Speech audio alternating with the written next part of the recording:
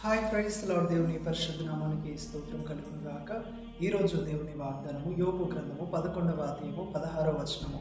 నిశ్చయముగా నీ దుర్దశను మరచెదవు.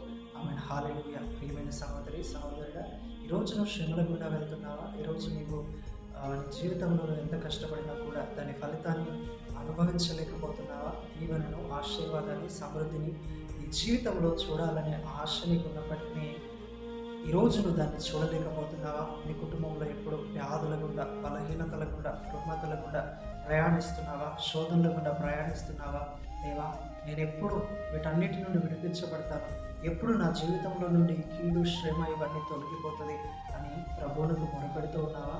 అయితే దేవుడు అంటున్నాడు ఈ ఉదయకాల సమయంలో ఏంటంటే, ప్రభు ఒక టైంని తీసుకొని రాబోతున్నాడంట.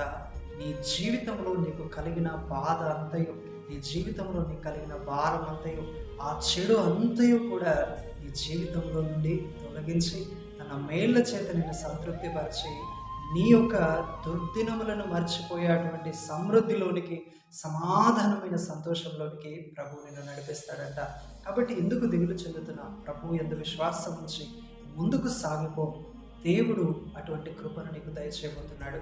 I mean praise the Lord. May God bless you all.